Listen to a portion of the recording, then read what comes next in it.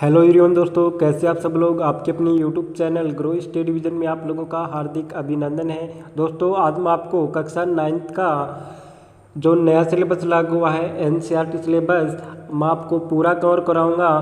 तो दोस्तों अगर आपको मेरे द्वारा पढ़ाया हुआ वीडियो अगर आपको अच्छा लगता है तो चैनल को सब्सक्राइब कर दीजिए और हमें कमेंट करके बताइए कि आपको मेरे द्वारा पढ़ाया गया वीडियो आपको कैसा लग रहा है। तो चलिए दोस्तों, हमारा पहला चैप्टर है संख्या पद्धति। इससे पहले मैं आपको संख्या पद्धति की बेसिक जानकारी बता देता हूँ। देखिए संख्या पद्धति, इसमें सबसे पहले पढ़ेंगे हम संख्या। अब देखिए संख्या, अब संख्या कितने प्रकार की होती है। देखिए दोस्तों संख्या इसमें दो प्रकार की दी हुई है। संख्या होती है दो प्रकार की, एक तो होती है वास्तविक संख्या,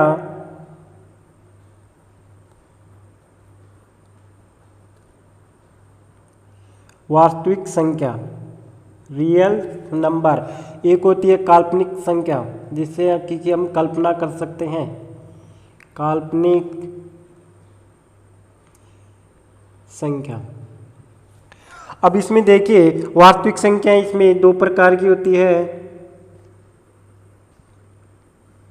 वास्तविक संख्याएं दो प्रकार की होती है। एक तो होती है अपरिमेय संख्याएं, एक होती है परिमेय संख्याएं। अब देखिए सबसे पहले हम बात करते हैं परिमेय संख्याएं की। परिमेय संख्या, परिमेय संख्या एक होती है अपरिमेय संख्या। अपरिमेय संख्या देखिए संख्या दो प्रकार की होती है, वास्तविक संख्याएं और काल्पनिक संख्याएं। हम बात करते हैं वास्तविक संख्याएं की, तो वास्तविक संख्या इसमें दो प्रकार की होती है, परिमेय संख्याएं, एक होती है अपरिमेय संख्याएं। अब देखिए परिमेय संख्याएं किसे कहते हैं, जिसे हम p बटा q के रूप में लिख सकते हैं। p बटा q के रूप में लिख सकते हैं। आप इसकी डेफिनेशन परिभाषा भी लिख सकते हो कि वह परिमेय संख्या है, वह संख्या होती है जिसको हम p बटा q के रूप में लिख सकते हैं। लेकिन इसकी एक शर्त है, जहाँ पे जो q है, q बराबर q नॉट इक्वल टू 0। इसका मतलब है कि इस q का मान 0 नहीं होना चाहिए, इस q का मान 0 नहीं होना चाहिए। तो कौन सी संख्या कहलाएगी, परिमेय संख्या। मतलब जिसको हम p बटा q के रूप में लिख सकते हैं वो कहलाती है परिमेय संख्याएं, और जिसको हम p बटा q के रूप में नहीं लिख सकते वो कहलाती है अपरिमेय संख्याएं।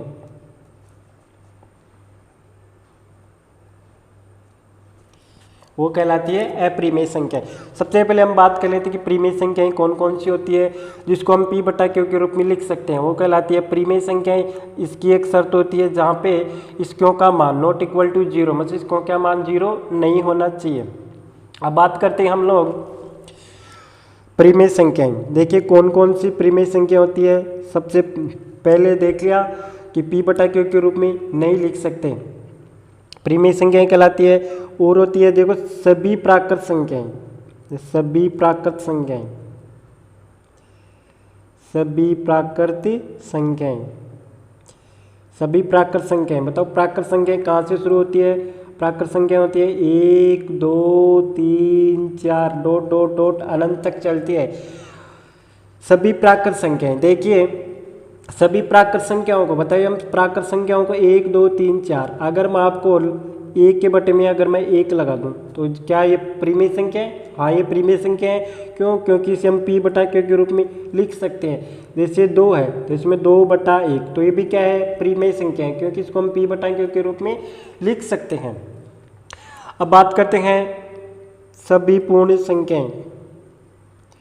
पूर्ण संख्याएं, अब देखिए पूर्ण संख्याएं क्या होती है। अगर मैं प्राकृत संख्याओं में 0 ऐड कर दूं, अगर देखिए 0 1 2 3, ये सभी क्या कहलाएगी, अनंत तक चलती है। और सभी कैसे कौन सी संख्या कहलाएगी, पूर्ण संख्या। मतलब जो संख्याएं 0 से स्टार्ट होती है, 0 1 2 3, वो तो कहलाती है पूर्ण संख्याएं। और सभी प्राकृत संख्याएं 1 से स्टार्ट होती है। बताइए सभी पूर्ण संख्याओं के हम परिमेय संख्या के रूप में लिख सकते हैं। कैसे लिख सकते हैं? अगर मैं 0/1 लिख दूं तो क्या ये परिमेय संख्या है?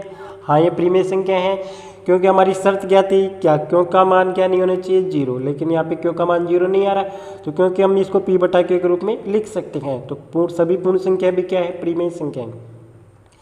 इसके बाद आती है पूर्णांक संख्याएं। कौन सी संख्या आएंगी? पूर्णांक संख्याएं। पूर्णांक संख्याएं, अगर मैं पूर्ण संख्याओं में 0, 1, 2, 3, अगर मैं पूर्ण संख्या में माइनस वाली संख्या भी जोड़ दूं तो कौन सी संख्याएं कहलाएगी? पूर्णांक संख्याएं। आप इसको ऐसे भी बोल सकते हो कि पूर्णांक संख्याएं दो प्रकार की होती है। एक तो होती है ऋणात्मक, एक होती है धनात्मक। एक होती है ऋणात्मक संख्याएं, एक होती है धनात्मक संख्याएं। तो सभी पूर्ण संख्याएं भी क्या कहलाएगी? परिमेय संख्याएं। क्यों? क्योंकि हम इसको p/q के रूप में लिख सकते हैं। जैसे अगर मैं -3 है, -3 के बटे में 1 लगा दूं तो ये क्या कहलाएगी? परिमेय संख्याएं कहलाएगी। इसके बाद में आते हैं भिन्न वाली संख्याएं। जो भी भिन्न वाली संख्याएं हैं, कौन सी हैं? भिन्न वाली संख्याएं। जैसे भिन्न वाली संख्याएं कौन सी है? जैसे अगर मैं लिखता हूँ 8/5, 8/5, तो ये भी क्या है? परिमेय संख्याएं, क्योंकि हम इसको p/q के रूप में लिख सकते हैं। तो ये भी क्या कहलाएगी? पूर्ण संख्याएं। और जैसे संख्या ले लो 7/2, तो ये भी क्या है? पूर्ण संख्याएं, ये परिमेय संख्याएं हैं।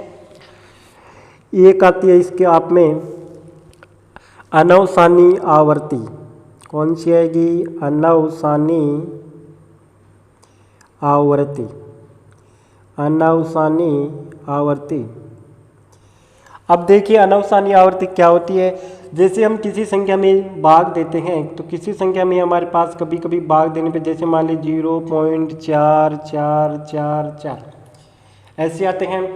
0.444 अगर कोई संख्या में अगर भाग देते हैं तो 0.44 आता है। ऐसे आ जाएगी 0.333333। तो कौन सी संख्याएं कहलाएगी? वो सभी संख्याएं कहलाएगी परिमेय संख्याएं। अब हम बात करते हैं अपरिमेय संख्याएं। कौन सी संख्याएं होती हैं? देखिए अपरिमेय संख्याएं वे संख्या होती है जिसका पूरा फिक्स अनरूट नहीं निकलता है।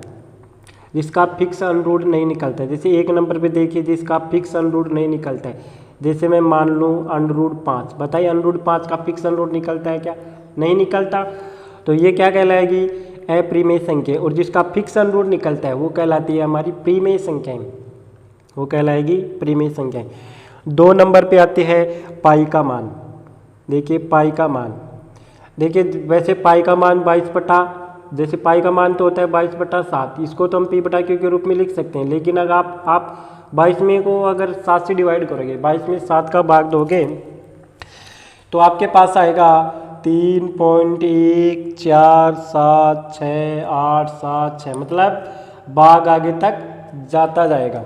तो पाई का मान भी क्या है? एक अपरिमेय संख्या है। एक आती है आपके अनंत। कौन सी आती है? अनंत। अनंत। तो ये भी क्या है? अपरिमेय संख्याएं। ये भी क्या है? अपरिमेय संख्याएं। जैसे मान लिया अगर मैं 4 में अगर 0 को भाग देता हूँ तो क्या आएगा? अनंत आएगा। क्या आएगा? अनंत। तो ऐसे ये भी क्या है? एक अपरिमेय संख्याएं हैं। तो ये भी क्या है? एक अपरिमेय संख्याएं। अब एक और आती है जैसे अनवसानी आवर्ती आई, उसी तरह से आता है एक अनवसानी अनावृत्ति।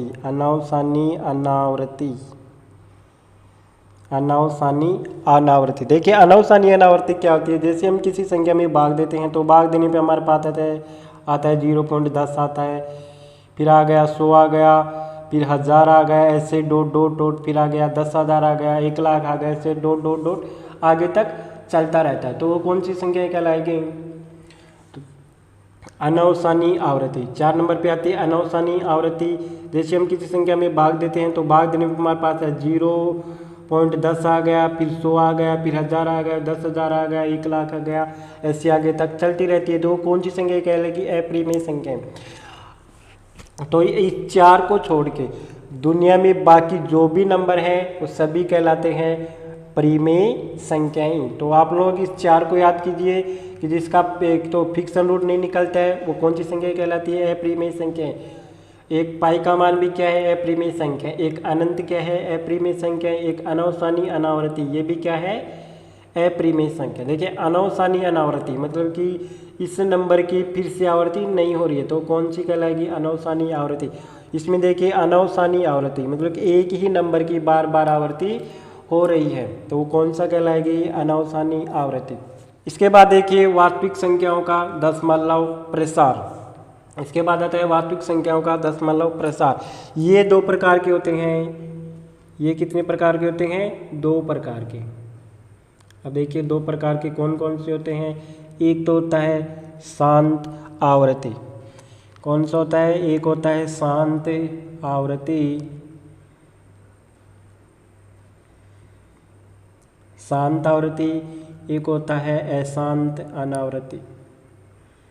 एक होता है अशांत आवृत्ति, एक होता है शांत आवृत्ति, एक होता है अशांत आवृत्ति। अब देखिए नाम से ही पता लग रहा है कि शांत आवृत्ति। अगर मैं किसी संख्या में अगर भाग देता हूँ, अगर भाग पूरी बार जाता है तो होता है शांत आवृत्ति। अगर भाग पूरी बार नहीं जा रहा है वो कहलाता है अशांत अनावृत्ति आवृत्ति। जैसे मैं कोई नंबर लेता हूँ, जैसे 9/5, 9/5। अगर मैं 9 में 5 का भाग देता हूँ, देखिए 5 एकम 5, कितना बचा? 4। पॉइंट लगाएंगे, यहाँ से उतारेंगे 0। 5 अंटा 40। भाग पूरी बार गया। अगर भाग पूरी बार जाता है तो वो तो कहलाता है शांत आवृत्ति, और अगर भाग पूरी बार नहीं जाता है वो कहलाता है अशांत आवृत्ति। वो कहलाएगा अशांत आवृत्ति। अब देखिए जैसे मैं कोई नंबर लेता हूँ, जैसे मैं लिए नंबर 4/7। अगर इसमें देखिए अगर मैं 4 में 7 का भाग देता हूँ तो देखिए भाग नहीं जा रहा, तो यहाँ पे 0.0 लगा के पॉइंट उतारेंगे। यहाँ से देखो कितना हो गया? 7 पंजे 35। कितने बार गया भाग? कितना बचा? 5। फिर यहाँ से पॉइंट उतार के यहाँ से क्या उतारेंगे? 0। 7 7 49। कितना बचा? 1। फिर यहाँ से क्या उतारेंगे? पॉइंट लगा के 0। पॉइंट लगा हुआ है, क्या उतारेंगे? 0। 7 एकम 7। कितना बचेगा? 3। फिर 0 उतारेंगे। 7 चौक 28। कितना बचा? 2। फिर 0 उतारेंगे। 7 दूनी 14। कितना बचा? 6। फिर 0 उतारेंगे। 7 8 56। कितना बचा? 4। फिर 0 उतारेंगे। 7 पंजे 35। 7 पंजे 35। कितना बचा? 5। अब देखिए फिर से क्या आ गया? 50 आ गया। मतलब फिर से कौन सा नंबर आएगा? ये मतलब भाग अनंत तक जाएगा। अगर भाग अनंत तक जाता है तो कहलाता है अशांत आवृत्ति, और अगर भाग पूरी बार जाता है वो कहलाता है शांत आवृत्ति। तो इस तरह से आप लोग पता कर सकते हो, अगर भाग पूरी बार जाता है तो कहलाता है शांत आवृत्ति। भाग पूरी बार नहीं जा रहा है तो कहलाता है अशांत आवृत्ति। इसके बाद हम बात करते हैं संख्या रेखा की। देखिए संख्या रेखा क्या होती है?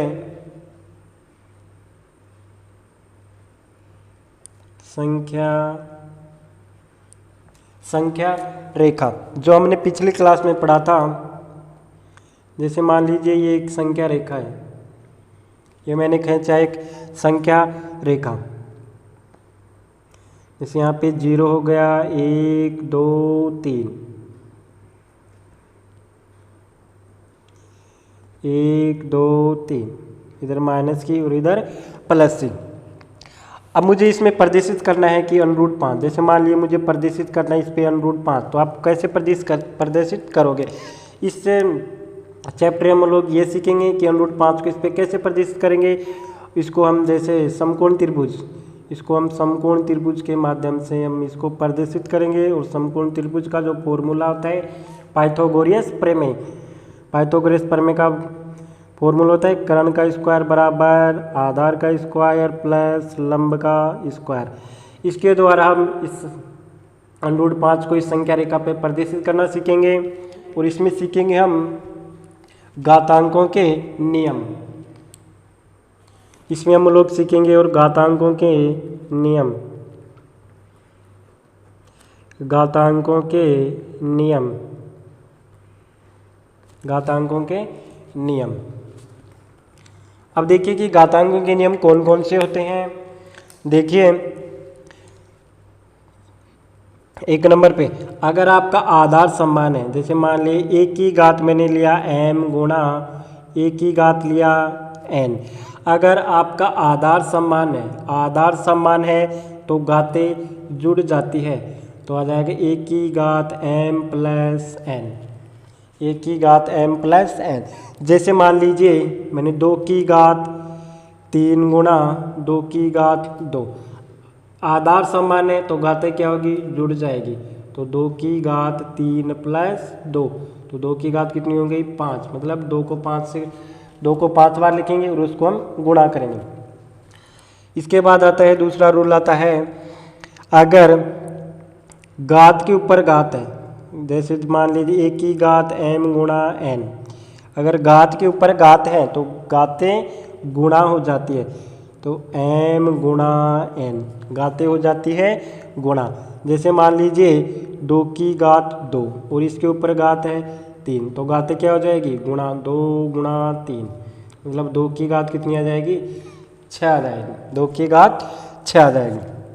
अब तीसरा रूल्स है अगर यदि आधार समान है, कौन सा आएगा, अगर आधार समान है और घात, अगर आधार समान है और संख्या भाग में है तो घातें माइनस हो जाती है, तो घातों को कर देते हैं माइनस। अगर आधार समान है और संख्याएं भाग में हैं तो घातें माइनस हो जाती है। जैसे मान लीजिए 2 की घात 3 है और 2 की घात